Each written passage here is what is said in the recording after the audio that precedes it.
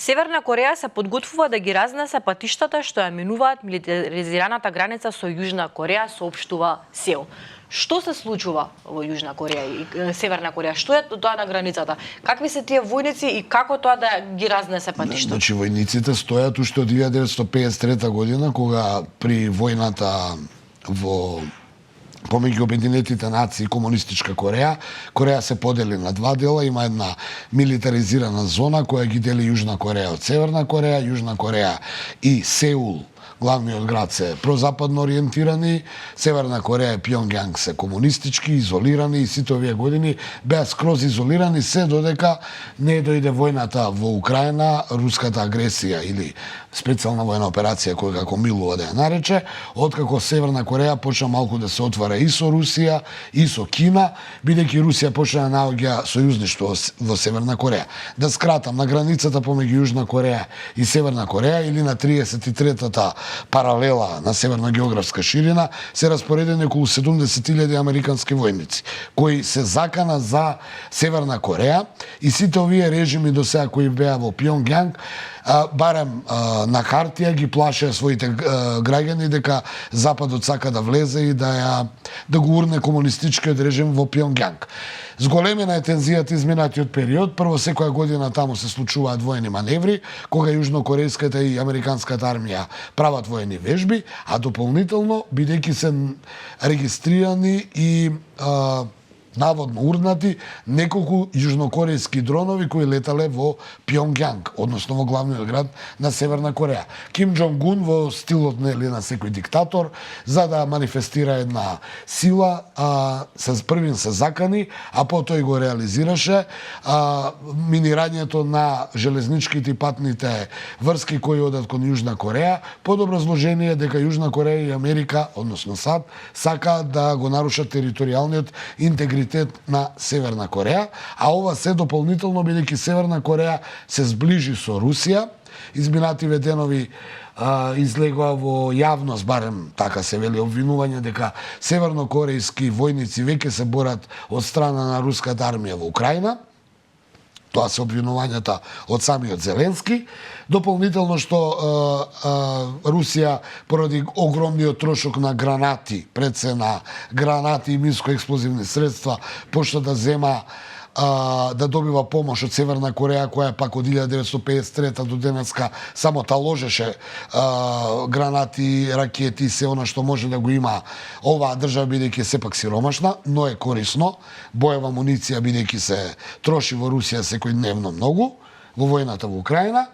И сето тоа се зголеми дополнително, откако утринава, односно вчера, рускиот председател Путин достави до Руската дума предлог резолуција за сеопфатно сојузништво со Северна Кореја, што според мене и според многумина значи дека Северна Кореја веќе нема да биде светски изолирана. Таа беше изолирана и од Москва, и од Кина, и од САД, и од Западот, и од сите, но сега Русија, бидејќи бара сојузници во оваа војна, освен Иран и Северна Кореја им стануваат многу блиски сојузници. И сега јас ќе потсетам повторно, ако се земе во предвид дека американскиот председател Џорџ Буш помладиот 2002 година ги нарече Ирак, Иран и Северна Кореја оска на злото, каде што мора да се урнат тамошните режими. Ирак гурна и Садам Хусейн, Ајатолахот и исламската револуција во Иран не го урна ни Ким Џонг Ун, која стави Северна Кореја во меѓународна изолација. Сега Путин некако влегува во сојузништво со нив и многу тешко ќе може во иднина геополитички да се реализира тој американски план.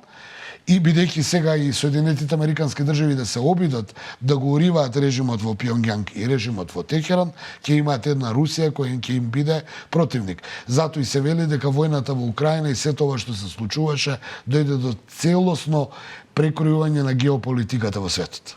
Ајде сега да зборуваме малку за Израел. За 24 часа одново слушаме нови напади, над 200 цели во Либан и во Газа биле погодени, Хезболах е повторно метата на Па овие добре, напади. Хезболах ги гаѓа Израел, над 100 луѓе завчера беа повредени и починат. Како помина овие 24 часа? Па таму трае војната, значи она што го зборувавме во минатото, тоа е дека Израел, пак повторно ќе кажам, води војна на 5 фронта. Тој со своите успешни акции успеа да го ослабне Хамас, но не го затвори и тој безбедносен проблем. И после јаката иницијатива на убиства, ликвидација на команданти, на ликвидацијата на главниот на Хамас, и ја запрета, тој фронт го запре и почна да удира на другиот фронт многу посериозен. Хезболах веќе почна да влегува и во конфликт со Иран. Меѓутоа се виде дека Хезболах, иако многу ослабната, се уште безбедносна закана, па Израел изминативе 2 дена повторно презема иницијатива во Газа, стрелајќи врз тамошните училишта, под образложение дека таму се кријат преостанатите борци на Хамас. Од друга страна, копнената операција која беше најавувана за влез во Либан, почна ограничено, бидејќи таму има и Хезболах, таму има и либанска армија. Но она што според мене, освен ова агенциско бележење на актуелната состојба, според мене главната вест можеби околу Израел е тоа што ние изминатиот период светот пулсира во тоа како Израел и кога Израел ќе му се одмазди на Иран. Се разгледува многу сценарија.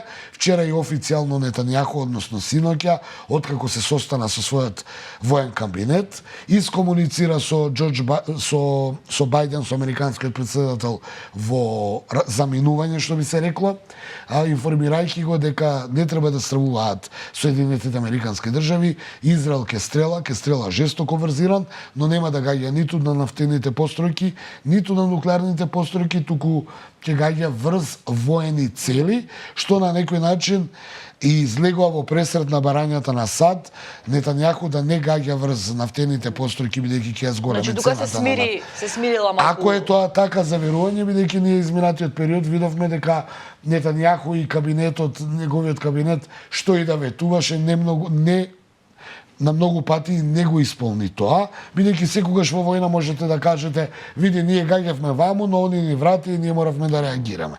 Така да, тоа е што е информацијата. Информацијата е дека тоа Вашингтон Пост го пренесе, но и други агенции го пренесоа, дека наводно Нетањаху му рекол на Бајден дека Израел се подготвува да го нападне Иран и дека тоа ќе се случи пред 5 ноември, пред претседателските избори, за да не испадне дека нели го искористува дефокусот околу американските избори, кои, сакале да признаеме или не, ќе бидат главен настан во светот во тие денови. Да, ние ќе ги следиме сите случувања и до 5 ноември. Во меѓувреме ќе ги известуваме нашите гледачи. Благодарам што и утринава беше заедно со нас.